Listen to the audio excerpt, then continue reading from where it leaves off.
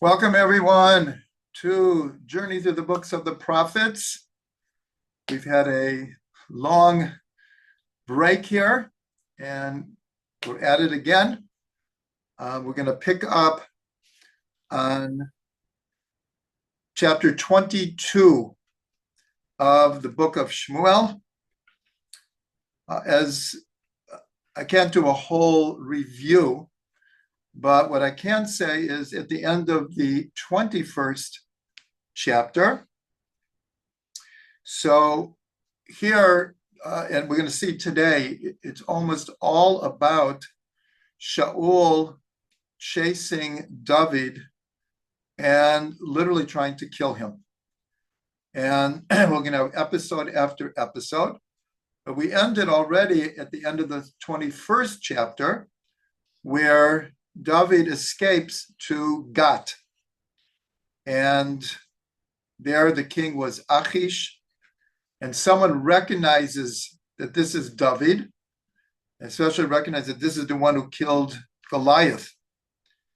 And David picks up that he's been discovered. They run to the king and say, we think we have David here. And so the king comes. And so David feigns insanity. He starts acting like a mad person. And if you remember, Achish, his wife and his daughters were all mentally imbalanced, to put it mildly. And so when he sees this person acting like a mad person, he says, I don't have enough mad people in my own house. You bring me another person, throw him out. And so they threw him out of the city, and it saved David's life. And he wrote one of the Psalms that we say every Shabbat morning about this. So I don't think I shared a teaching about this incident, where at one point David says to Hashem, I think I understand everything about your creation, but I don't understand why you created mad people and spiders. And so God responded, by your life, someday you will need both of these. So here is the incident where David didn't understand what possible benefit to God or the world can mad people be. But here it actually saved his life. And the other incident is one of many, many that we've already talked about and we'll talk about today, of David hiding and escaping constantly from Shaul. Shaul was determined to kill David because he understood that if he didn't, his own kingship would not last, and his son would not become the king. And so he's trying to kill David. One of the times David is in a cave, and a spider came and wove a web. It was a small opening to the cave, but they were searching for him everywhere. So they came to this cave and they saw a spider web. So they figure, well, he can't be inside there because he would have had to break through the web.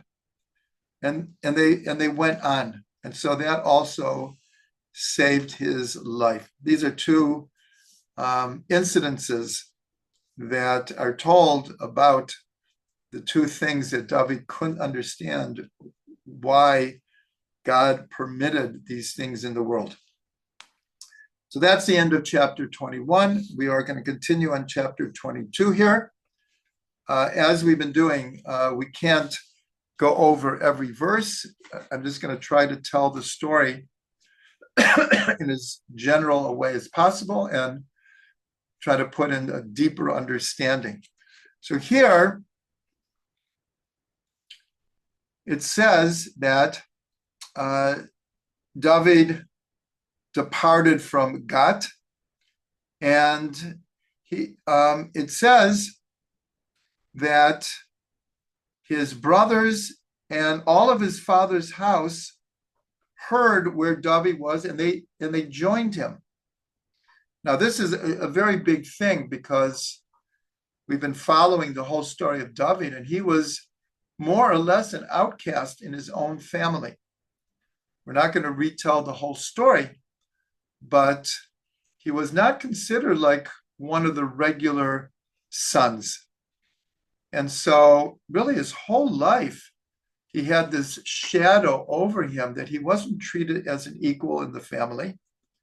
And even when he killed Goliath, he originally went to the battlefield that his father sent him with food for his brothers.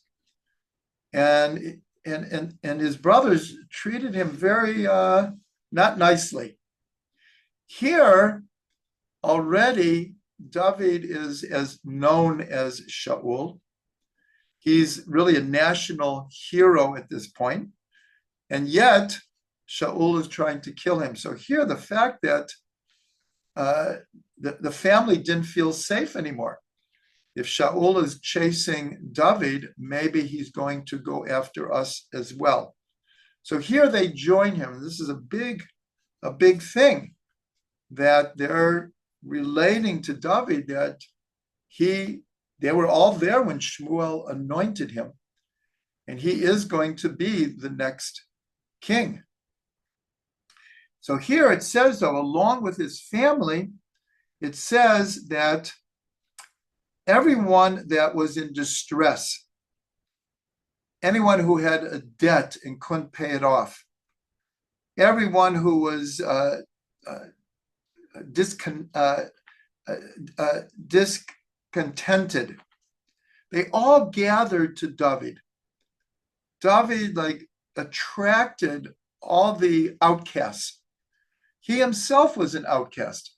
And so obviously that energy, he was open to people who had kind of fallen through the cracks of society.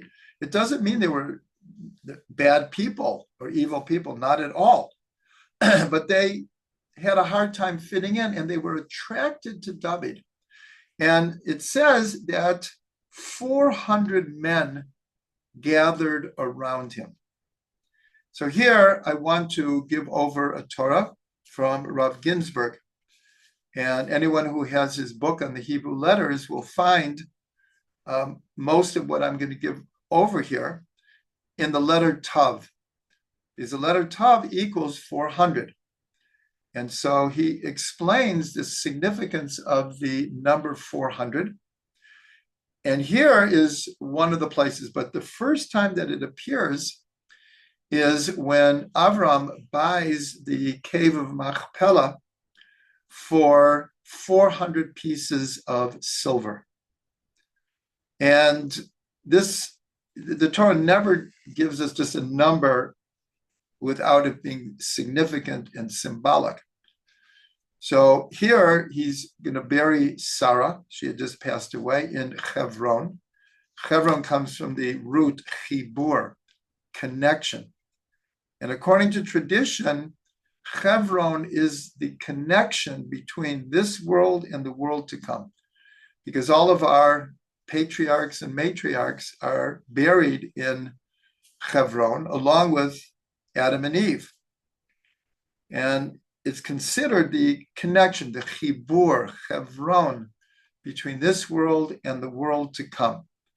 And there's an expression in the Zohar that in the world to come, there are 400 worlds of divine longing. And the word for longing is kisufim, which is the same root as 400 pieces of silver. And so here we have the first connection, that Avram is buying the burial cave for 400 pieces of silver. And in a deep mystical way, it's because Sarah becomes the first connection between this world and the world to come. She's the first Jew to be buried. Then later, Yaakov, I'm going to add one more thing. In the Talmud, the sages talk about what are the dimensions of the land of Israel, of Eretz Yisrael. And they say 400 parsang by 400 parsang. These are like the bigger borders of Eretz Yisrael, the borders of Avram Avinu, the borders that David eventually more or less conquered. In all of Jewish history, the biggest, the largest boundaries of Eretz Yisrael was what David was able to conquer. And it came close to the bigger borders that God had promised to Avram. So here, the 400 pieces of silver that he is buying the cave of Machpelah, that's the first purchase of the land of Israel. And later the sages say that the dimensions are 400 by 400. So we see a connection with the number 400. Then it continues with Yaakov. Yaakov flees from Esav, who wanted to kill him. He went, and that's when he married Rachel and Leah, and Zilpah and Bilhah, and he had all of the tribes. And now he's going to come back into Eretz Yisrael. He was in Chutz La'aretz, outside of Israel, for 20 years. 20 squared equals 400.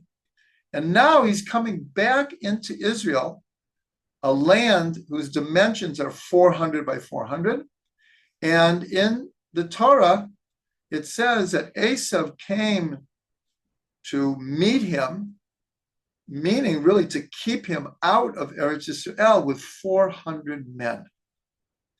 So Rav Ginsburg explains that these 400 men is the opposite energy of Eretz Yisrael.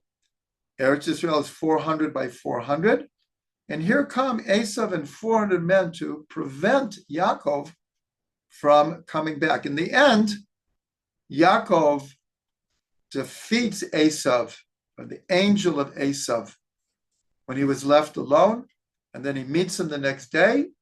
And Esav doesn't prevent him from coming back in. So Rav Ginsburg asked, at the end of the story, the 400 men are not mentioned again. In the beginning, it says Esav is coming with 400 men, but when Yaakov meets Esav, there's no mention of these 400 men. So Rav Ginsburg says, spiritually, well, what happened to these 400 men? Who were these 400 men? What did they represent? So we already said they represent the opposite force to keep Yaakov out of Israel. But Rav Ginsburg says that these souls, they were incarnated in the 400 men that joined David. And in the chapters that we're going to do today, it mentions sometimes 400 men and sometimes 600 men. And sometimes the 600 are broken down into 400 men and 200 men. So anyways, that is just a very beautiful line of connection, that the 400 men who joined David, these are in a sense the sparks of the very souls that were trying to keep Yaakov out of Israel. They become the backbone, the main supporters of David, who then goes on and conquers the borders as close to 400 by 400 parsing by 400 parsing that we've ever had. So that is just a beautiful insight into who these 400 men are. And throughout the next chapters, and really the whole life of David, they were the first to join David. They became the main supporters of David HaMelech.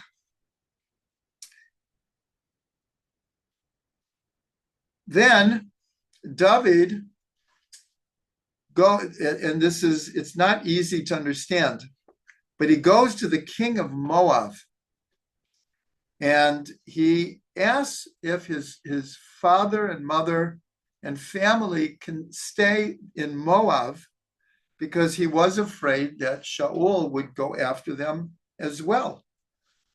And here it doesn't mention what actually happened. He asked the king if his parents could stay there. Later, we learned that almost all of the brothers joined David. There's a tremendous tikkun. They also became part, let's say, of the 400 men, of the original supporters of David. But in the Mamloez, it brings a tradition that the prophet Gad, G-A-D, not God, the prophet whose name was Gad, as the tribe of God, told David, don't stay here. It's not safe for you. You need to go back to the tribe of Yehuda. That's where David is from. And the Mamloez, even though it doesn't say it in the text, brings the tradition that the king actually killed his parents.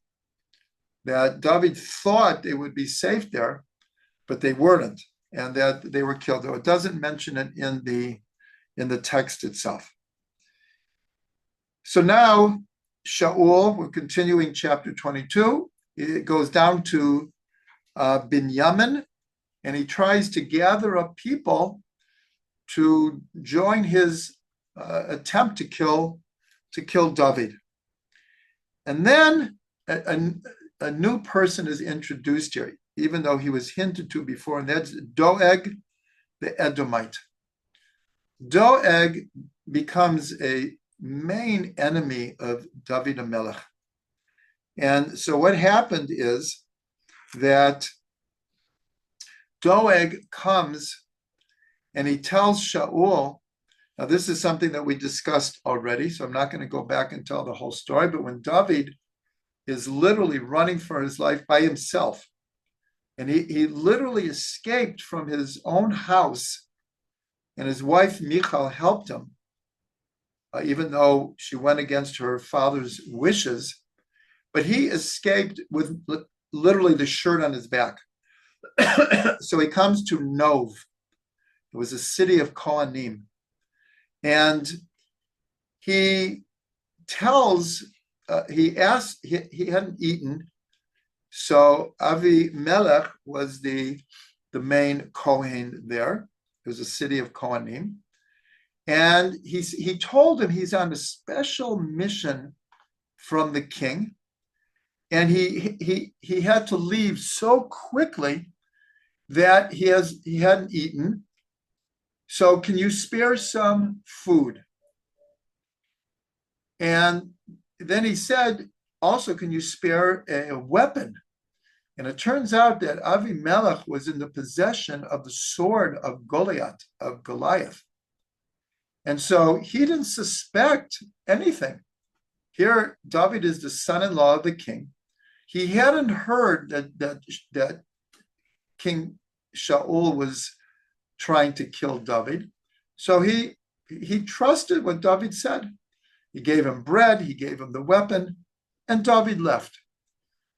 Doeg was there and he witnessed the whole thing. Now he comes to Shaul, Doeg, and he tells him what happened. And he makes it that Avimelech on purpose was going against the king. He wasn't loyal to the king, and he was helping David, which was not the case.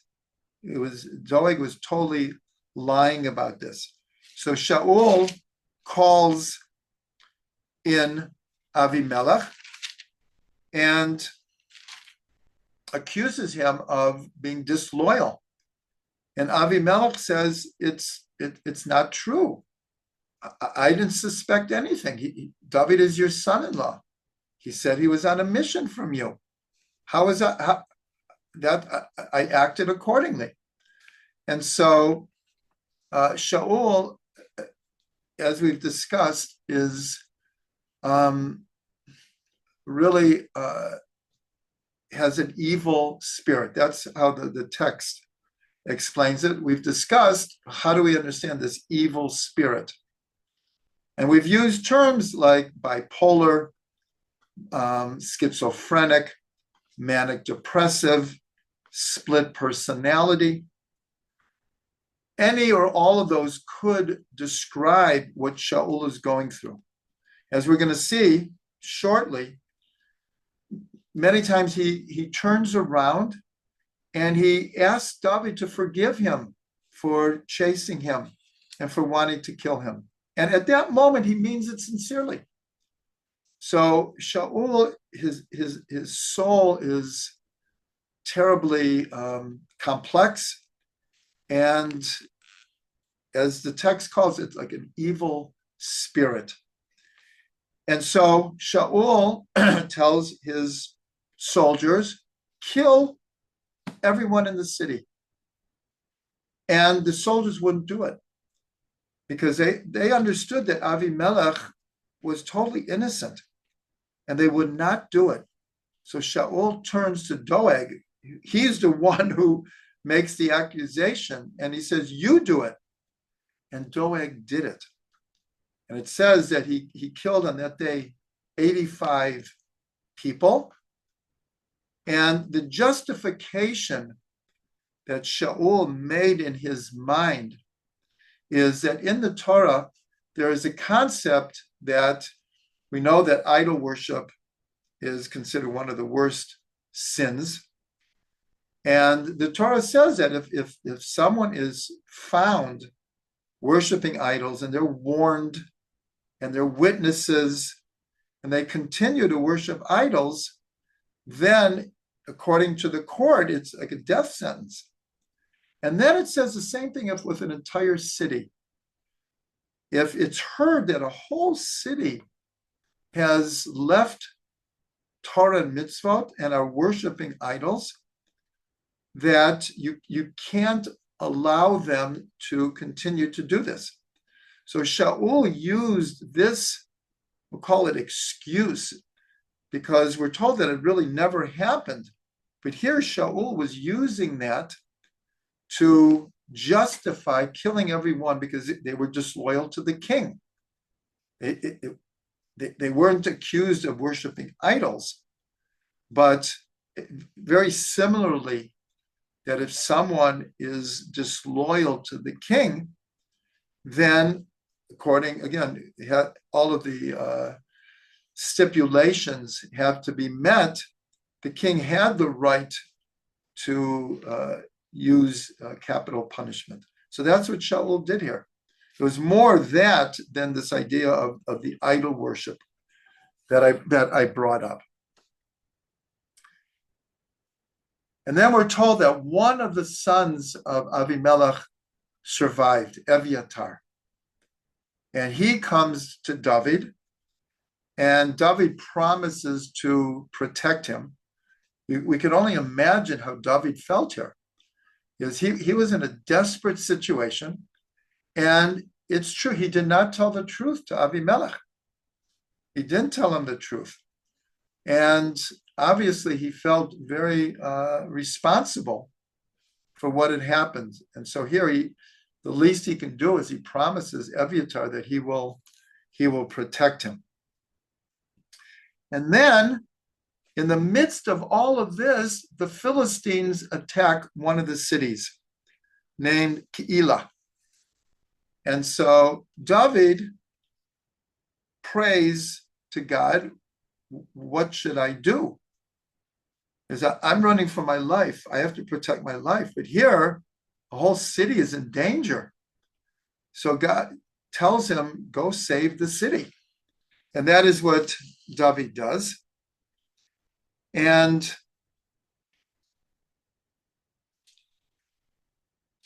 we're continuing here.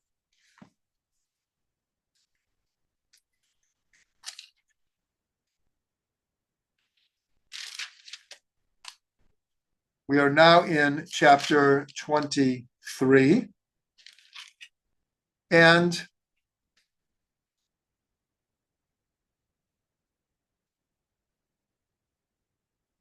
so what happens here is David escapes again. He actually defeats the Philistines. But then he's afraid that Shaul is again after him, and he escapes to the desert of Ziph. And here is, and here Yonatan meets with David. Now, if we remember, Yonatan, much to his father's disappointment and even outrage, he made a covenant with David. He, according to Pirkei Avot, this is an example of true love between people. Here, Yonatan had everything to lose on a personal level by befriending David and swearing loyalty to him, because he was meant to be the next king, and he's willing to give up everything because he understood who David was and that it was God's will. And he goes against seemingly his own interests and against his father's wishes. And here, Yonatan meets again with David in secret, and they renew their covenant between them. And Yonatan says, I know that you will be the next king, and I am totally for it. And they strengthened the covenant between them. And then Yonatan left. And then Shaul was told that where David is hiding out. And he goes to the people of Ziphim and tries to encourage them to tell him, where is David? And help me so I can kill him. And David again is running from Shaul. And David is surrounded. And he pursued him into the wilderness of Maon. And it said that Shaul is on one mountain, David is on the other. There's a valley in between. And right then, Shaul gets a message that the Philistines are attacking again. And he's still the king, and he's responsible for the people. So he leaves his chase of David to fight the Philistine. So David was able to escape, and he went to En Gedi. And of all of the places where David escaped to, and we've mentioned many of them already, very, very much the place of En Gedi is associated with David HaMelech. For those of you who have been in Israel, many of you have probably gone to En Gedi. It's down by the Dead Sea, and there's a waterfall there, and there's water. It's like an oasis in the middle of the desert. It's a beautiful, beautiful place. I've been there many, many, many, many times, hiking, and it's just really a beautiful place. And there's this energy of David HaMelech there. So he escapes to En Gedi. And it says Shaul came with 3,000 men to try to capture and kill David. And so here, Shaul went into a cave, and the men of David see where he goes into. And they say to David, this is your opportunity. You have to go and kill Shaul now. He's in the cave by himself. Actually, the text says he went to relieve himself. So he was by himself. So this is the opportunity for David to kill Shaul. And instead, David comes to the cave, and he bows down to Shaul, And he tries to explain to him, why are you chasing me? What have I done to you? I am loyal to you. And David said to his men, God forbid that we should lay a hand on the anointed of God. And David repeats this a couple of times in different places. He understands, he's been anointed by Shmuel. He understands that he will become the king. But he actually says to God at one point, if you want to take the kingship away from Shaul, you have to do it. I won't lay a hand on him. First of all, it's his father-in-law. He really is loyal to the king. And he won't, this is the greatness of David. He won't lift a finger. And he says to his men, like, don't you dare hurt Shaul. Instead, he goes and he tries to talk to him. And here we are in chapter 23. There's a whole speech by David saying, God should judge between you and me. God knows that I mean you no harm. Why are you trying to kill me? And here, this is one of many times that Shaul began to cry. And he says, you are more righteous than me. I've attributed evil to you, and I see that it's not true. And he promises him not to harm him.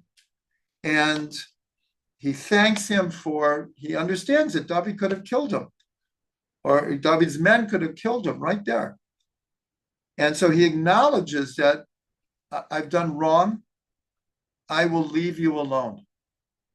But again, we've used these terms of bipolar, schizophrenic, split personality. Right after that, he just goes back, even though here he even says that I know that you will be king. I know you'll be king. And that it will be, the kingship will be established in your hand. And he says, promise me that you won't destroy me and my family, which of course David never would have done. David swears to Shaul, and Shaul went home. But the very next thing, he's after him again. So here we're starting.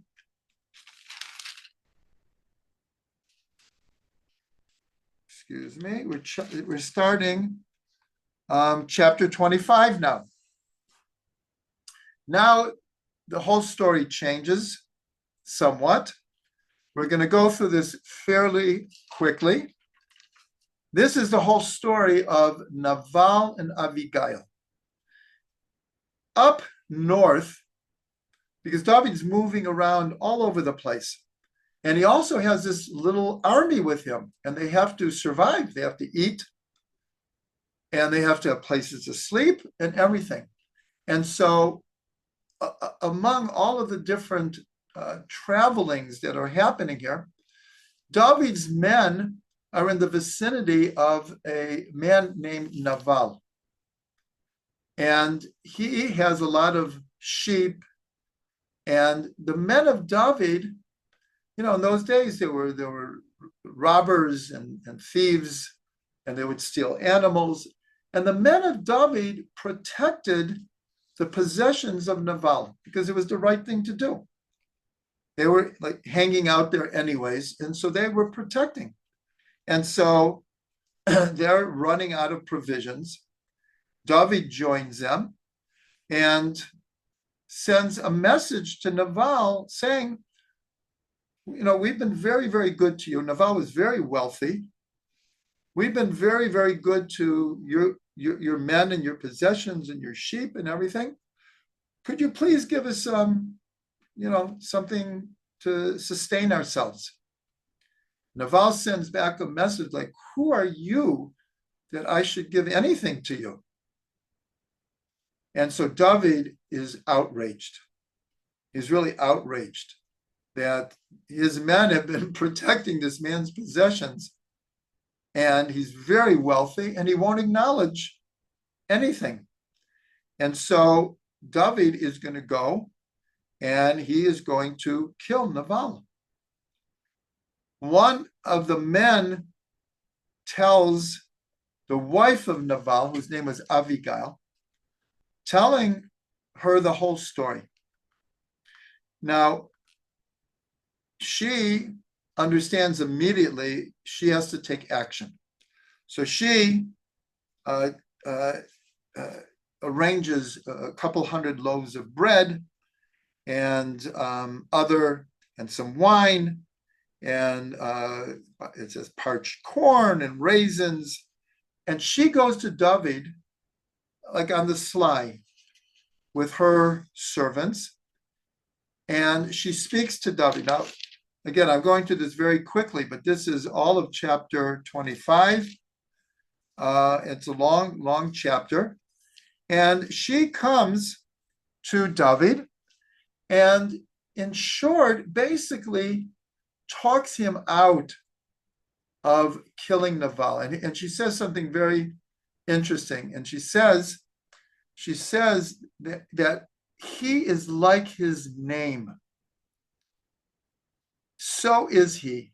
Now, Nabal means like disgusting, like unworthy, maybe even an abomination. It's a very strange name for a person. And so she says, he is like his name. And there's actually many discussions in the Talmud, in Chassidut, Kabbalah, the importance of a person's name. And so here, now it's not 100% clear that was his real name. We know that there are many people, the names that they have are descriptions of who they were, not necessarily their actual names. But here, he is known as Nabal, and she says, well, he's, and she's married to him. He is like his name. Anyways, to make a long story short, she talks David out of killing Nabal, and he thanks her. And what's really interesting here is it says, this is the 25th chapter. She says to him, I know that you will become king, and when you become king, I will be your loyal servant. And she says, but don't spill blood like carelessly. It's not fitting for you to do. Like, calm down. And David is enchanted by her. The Talmud says she was incredibly beautiful, and he thanks her that you saved me from probably doing a sin, something that I shouldn't have done. And then she says to him, now in the text, she says this in the context of his maybe killing Nabal. And she says to him, you shouldn't let this be a cause of stumbling, nor offense of heart, that you will shed blood causelessly. That's what the text says. Nonetheless, the Talmud says between the lines here, she's telling him she sees that David is captured by her beauty, and he would sleep with her right on the spot if he could.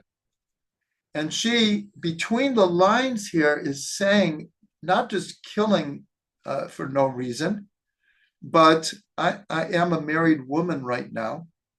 Don't let your desire for me right now be a reason for an offense that will come back to haunt you.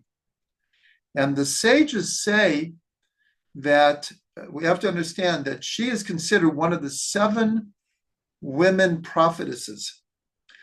All the other ones, they're either called a prophetess, or we could see in the story of their lives how they had prophecy. Here with Abigail, it's not apparent, but in this thing that she says to him, don't let this be a stumbling block to you.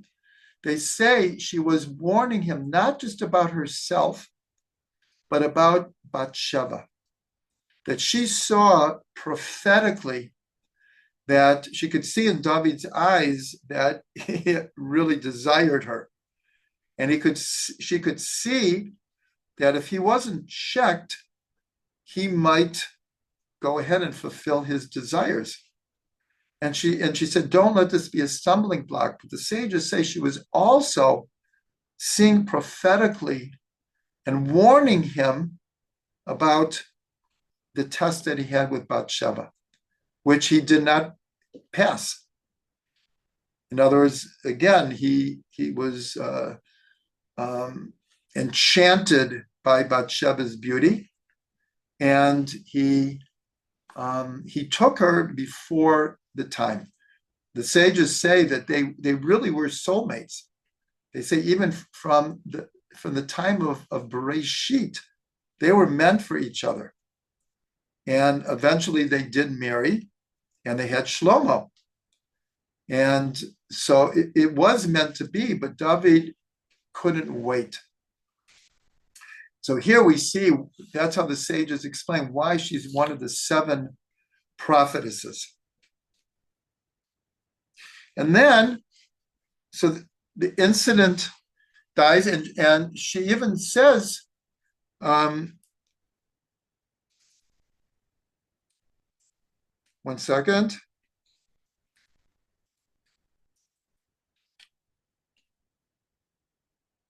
Anyway, she went home, and she told, Naval was in the middle of a drunken party, and she revealed to him, by the way, I just saved your life. And she gave him musar, what were you thinking? And he was so shocked by what she was telling him, that it says that his heart turned to stone. And 10 days later, he passed away from this whole incident. And so what happens is David hears about this, and he sends a message to Abigail saying, I want to marry you. And he does. Abigail became his wife. And then right after that, it says that he also took another woman as his wife, Achinoam. And so here, in a short time, he marries 2 women. According to tradition, in those days, a king could marry 18 women. And according to tradition, David did. At different times, he married 18 women. And so the very next verse, well, what happened to Michal? That's the first woman that it says that he married. And so in the beginning of chapter 26, so it says,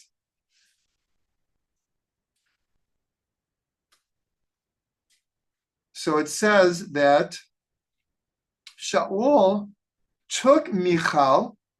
It doesn't explain what he did. He annulled their marriage somehow, or at least in his mind, and he gave her to another man. According to tradition, this other man was kind of forced into this, and Michal, in a certain way, was forced into this.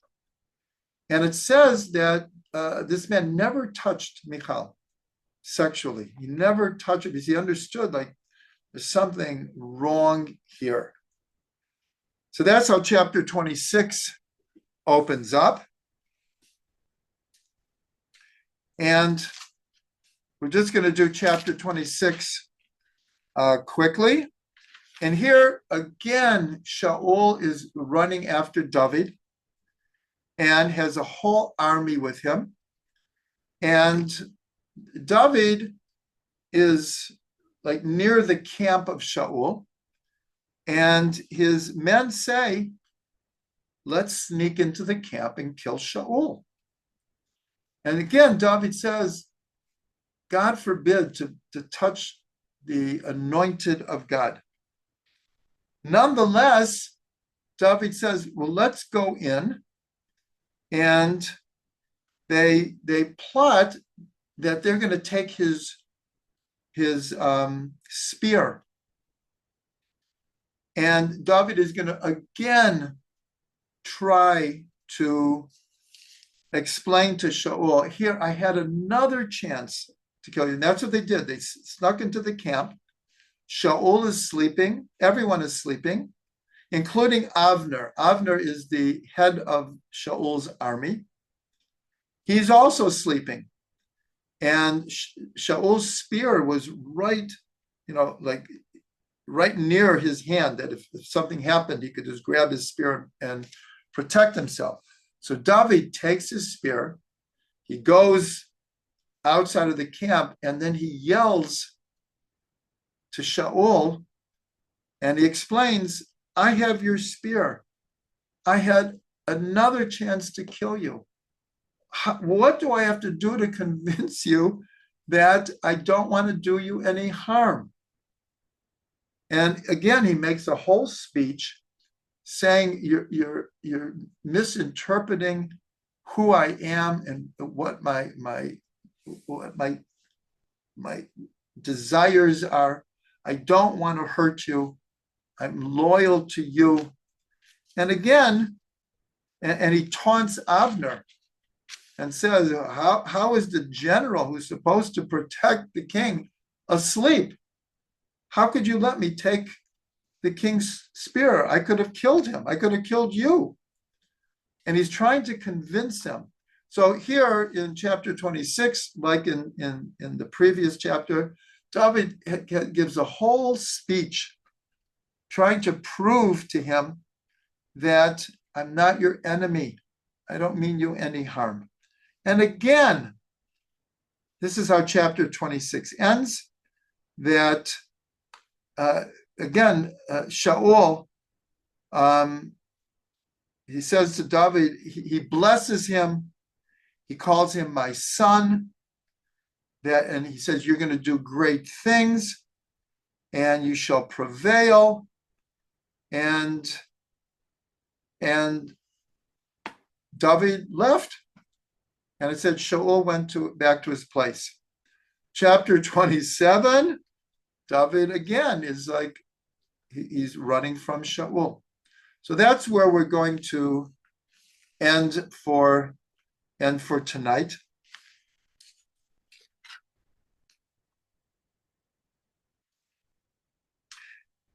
But I want to go back and do one thing. Give me 1 second. So part of we're going back to the 24th chapter. And here, I want to end the class tonight with this very deep, deep insight, is that when David is speaking to Shaul in one of these attempts to convince him that he means him no harm. So it's in chapter 24, verse 13. So he says like this. He says, Ka'asher yomar mashal akadmoni. As part of his convincing, he says, just like it says in the ancient proverb, Mirashaim yetze rasha, from evil ones come evil. V'yedei lo tiyeh bach, but my hand shall not be upon you. So he says, there's this ancient proverb that says evil comes from evil people. I'm not evil. So I don't attribute this idea that I want to kill you to me, because evil only comes from evil people. Okay, so here I want to read a Rashi that quotes this. This is a very, very important Rashi. This is in Parshat Mishpatim. This is after we received the Torah, the first chapter, one of the three parshas that has the most mitzvot. And one of the mitzvot is, anyone who wants to look it up, we're in the 21st chapter of the book of Shemot, of Exodus. It says, Makeh ish v'met mot yumat. A man who kills another man, he deserves the death penalty. But then it says, V'asher lo tzada v'ha'elokim ana liyado v'samti l'cha makom asher yanu shama. But if someone isn't like hunting to hurt another person, but inadvertently, and it says, and God puts it into his hand, and inadvertently he causes the person to be killed. So the Torah says, "V'samti l'cha makom asher yanu shama." I will give you a place for you to run to. This is what's called the cities of refuge. The Torah repeats this idea of a city of refuge many times, and this is the first mention of it. It's all in one verse. So the idea here is, the question is, if someone kills on purpose, they deserve to be killed. But if you kill inadvertently, by accident, but there's still some culpability. So you have to flee to a city of refuge. But the mystery of this verse is, and God puts it into your hand. So the question is, what does that mean? Did God cause this person to kill the other person inadvertently? What does it mean? So Rashi quotes this verse that we just learned that David says to Shaul, when he says that there's an ancient proverb that says, evil comes from evil people. Evil comes from evil. So Rashi, to explain, what does it mean that God put it into his hand? So he says, V'lama teitzei zot milfanav. Why did this whole occurrence happen? Meaning, what does it mean that God put it into his hand? Hu she'amar David. This is what David says. Kasher yomar mashala kadmoni mirashayim lo yetzei rasha. So Rashi brings this verse from Shmuel that says that in this ancient proverb, it says that evil only comes from evil people. And he quotes this verse in Shmuel, and he continues, Umoshel kadmoni. So then the question, what is this ancient proverb? What are we talking about? So Rashi says an amazing thing. He says, Umashal kadmoni hu haTorah.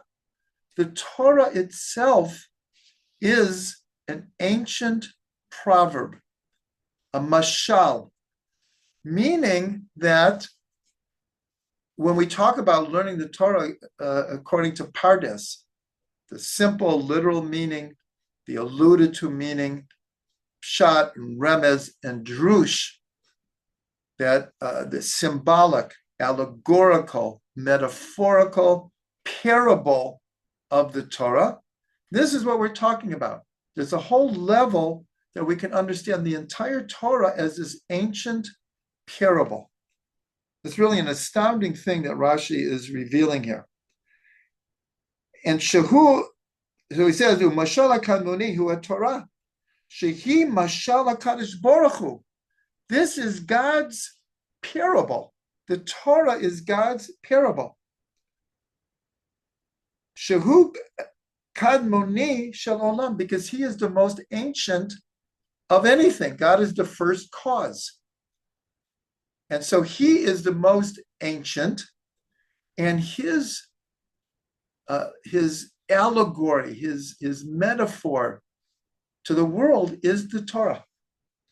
And then Rashi goes on to explain, well, what is going on here? What does it mean that God put him in his hand?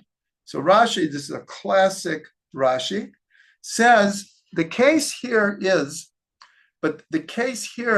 a classic example of mida keneged mida, a measure for measure. So when it says that God put it in his hand, what it's saying is, even when a person kills inadvertently, there's something in this person's soul history that has set him up that killing someone else inadvertently is going to come through his hand. So the example that Rashi brings is, what are we talking about? So it says the case is God invites two people to a hotel. One of them is someone who killed someone else on purpose, but there were no witnesses, and he was never judged or tried. And another person who killed inadvertently, but again, there were no witnesses, and he wasn't tried, and he didn't go to a city of refuge. So the one who killed on purpose is sitting in a chair under a tree. And the one who killed inadvertently climbs up the tree, maybe to pick some fruit or whatever. He climbs up the tree. He falls off the ladder onto the person who killed on purpose, and the person died. So Rashi says here we see justice being performed. The one who killed on purpose is now killed. And the one who killed inadvertently, this time they're witnesses. And he shouldn't have been up in the tree in the first place. He didn't do it on purpose, but he was careless. And he ended up killing this purpose. And now they're witnesses, so he has to flee to a city of refuge. So this is how Rashi takes this verse that we just learned in Shmuel, and he explains this whole incident, it's very, very profound, this Rashi, the way he's calling the Torah, the parable of God, and that God is the Ancient of Days. In Kabbalah, one of the ways we refer to God is Atik Yomim, the Ancient of Days, or Atika Kadisha, the Holy Ancient One. And so here, Rashi is alluding to all of this from the verse that we learned. So tonight, we were able to go through chapters 22 through 26, and we will pick up next week.